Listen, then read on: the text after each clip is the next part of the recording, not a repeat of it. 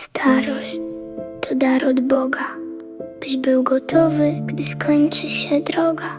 Bolą ciebie kości, bolą ciebie stawy. To już nie czas na dzikie zabawy. Twój telefon milczy, ludzi ci brakuje. Ludzkość siedzi online, w tobie samotność kiełkuje. Spożywczak zamknęli, nie ma już rozmów, a w supermarkecie rozmawiać nie chcieli. Starsza pani w swym ogródku drepcze po cichutku, motyka smutek w oku. Wnuk nie dzwonił od roku. Czemu nie dzwonicie? Czemu jej nie chcecie? Czemu siedzi sama?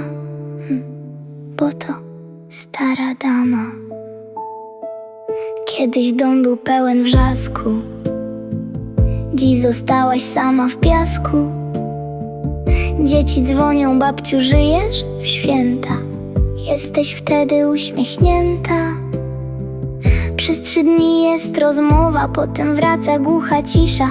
Telefon znowu nie dzwoni, choć ty wciąż tu oddychasz. Sama w środku tłumu, sama za drzwiami, zaczepia ludzi z nudy, bo źle jej samej z myślami.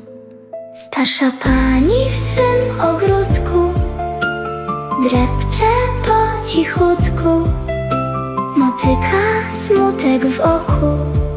Wnuk nie dzwonił od roku. Czemu nie dzwonicie? Czemu jej nie chcecie?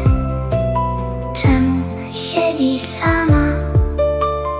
Bo to stara dama. Leki coraz droższe, bliscy mają swój bieg. Ciągle w domu pustka, czasem braknie na chleb. Czy tak być musi, że samotność seniorów dusi?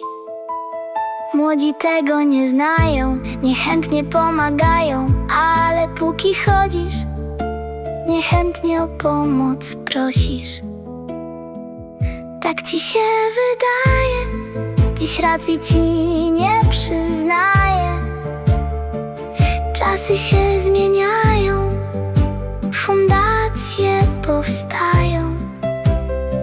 Są wolontariusze, którzy pomogą pokonać kuszę. Są fundacje od samotności, pogadasz z nimi o złości. Telefon masz za darmo, dzwoń jak siedzisz sama. 0 wymówek, babciu, ktoś tam czeka od rana.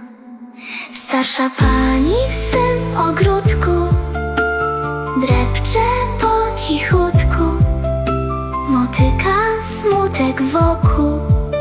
Wnuk nie dzwonił od roku.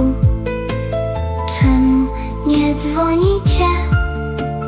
Czemu jej nie chcecie? Czemu siedzi sama? Bo to stara dama. A wy młodzi zadzwońcie do dziadków, co wam szkodzi.